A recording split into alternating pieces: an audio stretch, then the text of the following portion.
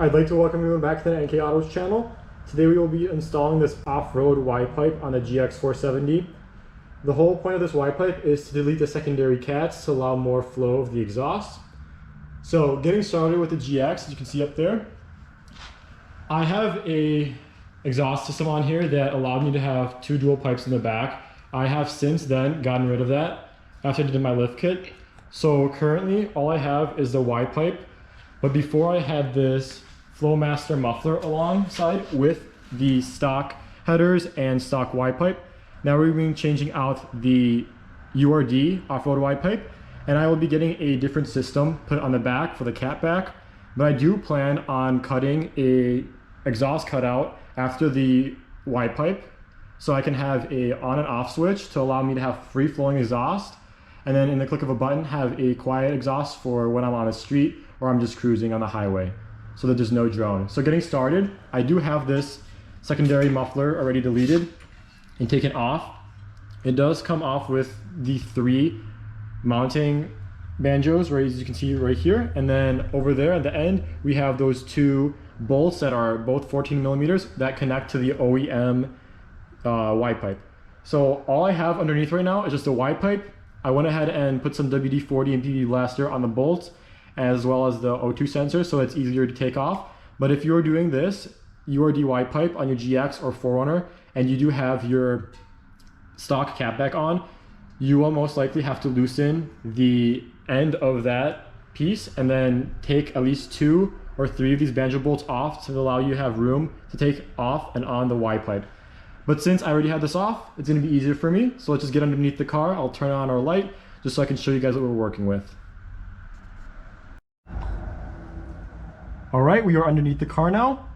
And as you can see, this is going to be the OEM factory Y-pipe. I have it disconnected from the rest of the muffler. So right now it's just open Y-pipe.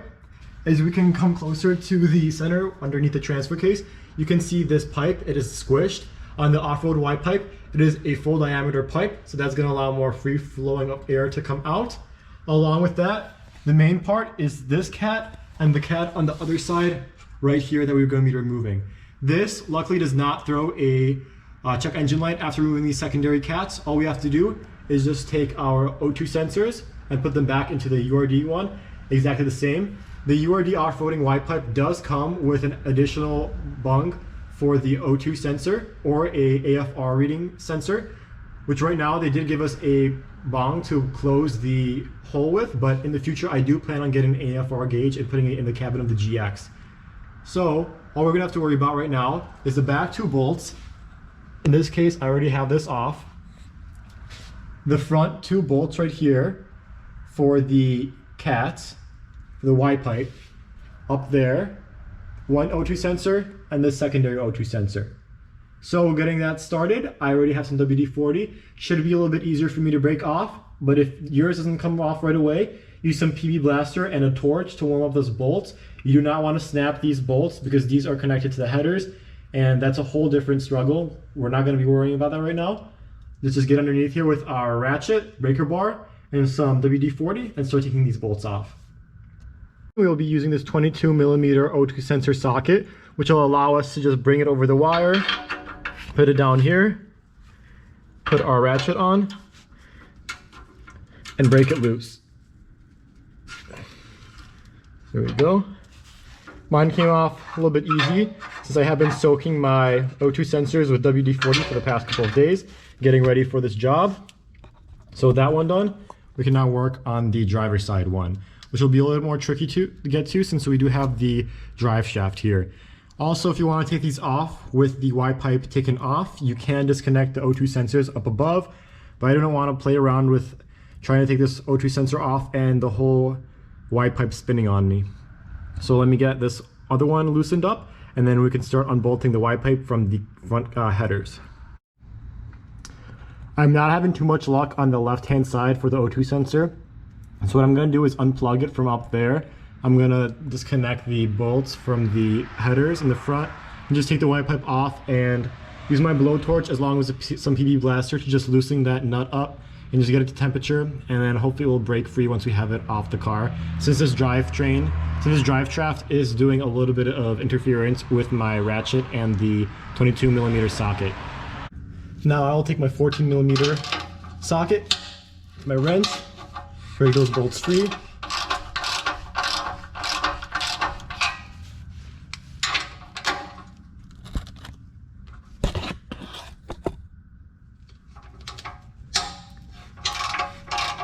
One thing before taking off the Y pipe, there is going to be a bracket right here that has held on by two 12mm bolts. That is to prevent the cap from being taken off from the back. So just make sure to remove that.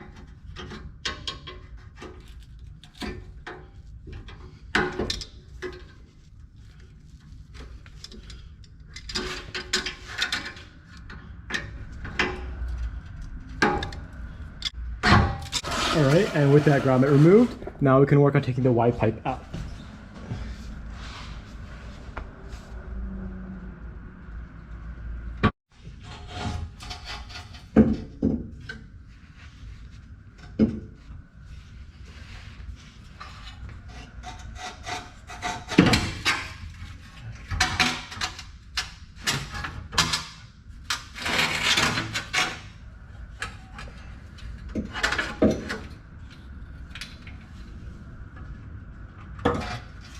I'm going to go ahead and use a wire brush, clean up the front side of both of the header mounting points, and then we will start working on the O2 sensors. I already went ahead and removed the O2 sensor plug from over there, just so that I can wrap some anti-seize around the threads, and I can thread it in on the Y pipe off the car, just so I don't have to worry about doing all that while the unit is bolted on. So let's just go to the Y pipe right now, and I'll show you what we have to get ready. So over here on the Y pipe, as you can see, this is going to be the accessory outlet for the AFR reading. So we're going to have one of these bolts right here. We're going to put some anti-seize because we will be using this bolt in the future to put an AFR gauge, but for now we're just going to bolt this off. And then the top ones on both sides is where both O2 sensors are going to be going to. So I already went ahead and took both O2 sensors out. I would just put a little bit of anti-seize on both threads. I'm going to thread them in, and then we can put these two gaskets on top here, as well as cleaning up the mounting points for the headers. So let me just do that and then we'll be right back. Okay, as you can see, I have both O2 sensors plugged in. I have the nut that is covering that, and I'm just going to take the wire brush, clean up the tips of the headers, and we will be free to bolt this on.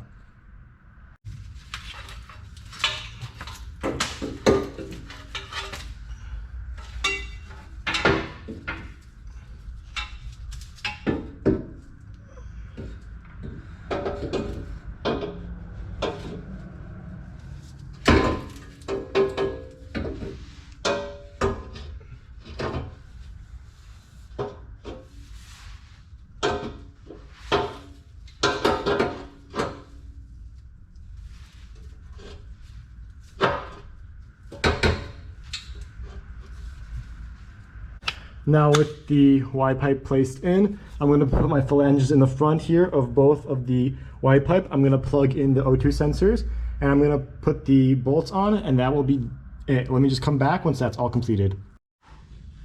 Okay, and with all of that mounted up, we have the nuts and bolts put back on. We have the O2 sensor put on up top here, both on the other side as well. You can see the O2 sensor right there. We have it plugged up right there with the bolt and the nut as well. And we will not have to worry about that hanger anymore, since it will just come from this top piece and it will go from the cap back. So let me just give you guys a cold start, show you how it sounds.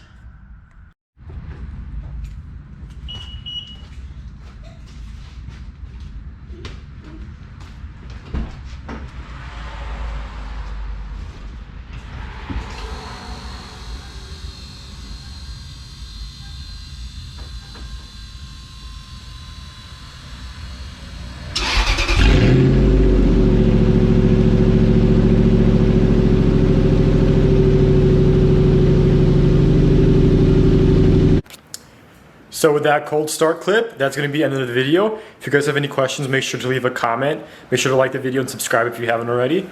And one thing I wanted to mention is that it is, for the video, it was a Y-pipe exit. So right now I do not have a cat back connected to the Y-pipe. I do plan on doing an electronic cutout from the Y-pipe just so I can make it loud when I want to, and then make it quiet when I'm on the highway or cruising speeds. So if you guys have any recommendations for a cat bag that is going to be nice and quiet and not have a lot of drone, make sure to leave that in the comment description as well.